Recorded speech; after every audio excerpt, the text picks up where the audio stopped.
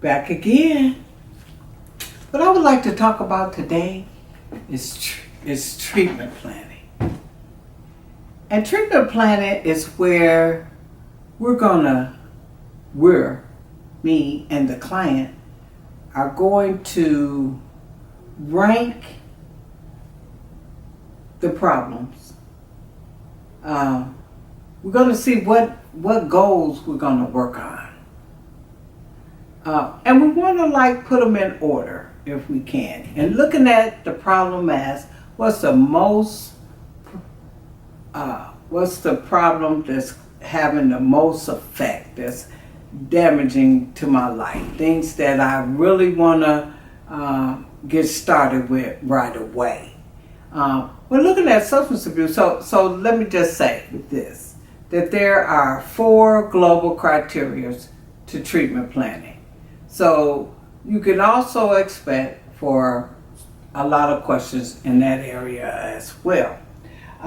Because with this treatment planning, you want to, once again, explain to the client from the information that you gathered in the assessment, the problem areas that you have identified, things that you can point out to the client of areas that may be having a harmful effect on his life. For example,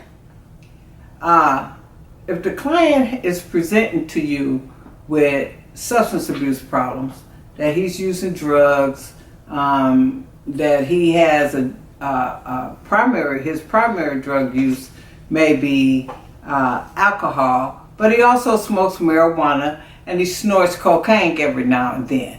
So one of the goals that you can agree upon is that he needs to stop or he needs to cut down, because now today they're looking at harm reduction. And with harm reduction, just want to, step them down, set the goal, give them an opportunity to fail at that goal. Because if truly he have a substance use disorder, it's going to be very difficult for him to decrease his use and be consistent with it.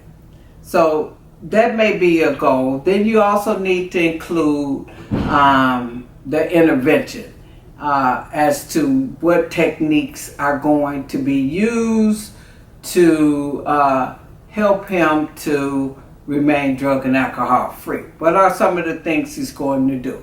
Is he going to attend 12-step meetings? Is he going to attend treatment on 3 days a week? Because time and frequency is important as well. That's also a part of the treatment plan. Or today they call it PCP, person-centered plan. It depends on what agency and what model that they may be using in the treatment program.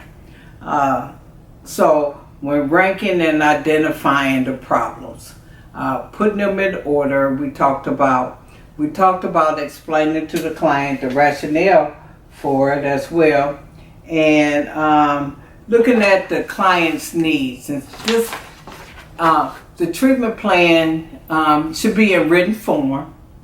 It should be, it's like a contract between you and the client, and that y'all have this agreement. Client should always get a copy of his treatment plan. Always. He should be signing it as well as your signature. He always needs to know what he's working on. If he have anger issues, and then we have the interventions that's going to be used to help him deal with his anger, and we're going to have a time and the frequency of that treatment plan. And then within 30 days, we can always go back and review and see whether or not if we want to keep this goal, or this goal is maybe too difficult to reach, or client may have changed his mind.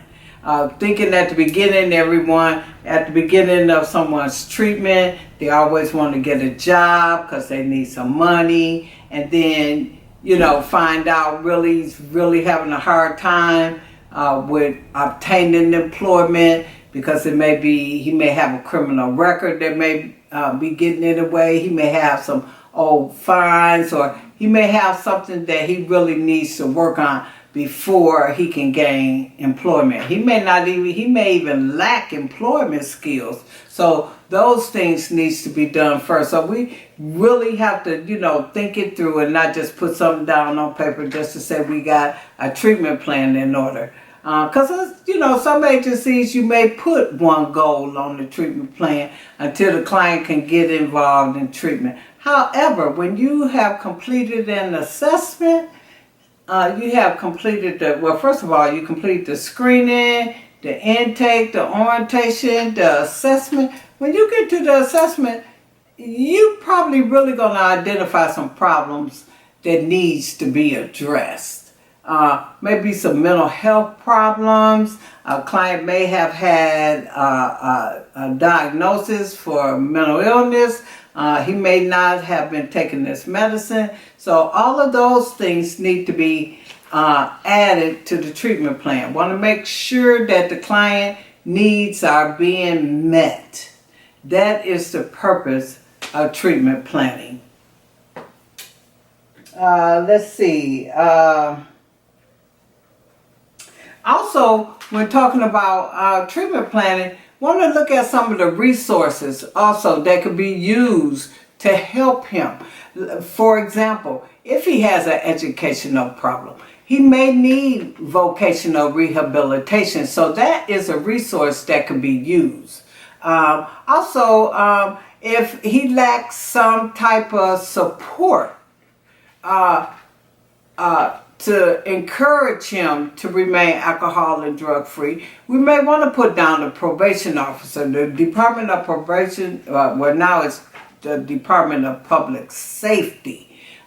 Things change over time. So, you know, it's no longer probation and parole. Now it's Department of Public Safety, which covers a larger area.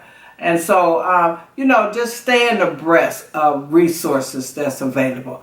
That way you'll be able to help your clients be able to get their needs met. If it's mental health, that's another resource, you know. If it's they need to get their driver license back, there's the Department of Transportation. If they have had a DWI, or they may need to be referred to an agency that provide DWI services. So being aware of the resources, methods, resources of ways that we can help the client meet his goals. Because that's what it's all about. And person-centered, identify to his problems and his needs. So don't be, you know, you can be familiar with tweaking goals and things like that. But today's time is clients' goals. You know, take the time out to help the client identify what problems he have and the goals that he would like to achieve. Thank you. I'll see you next week.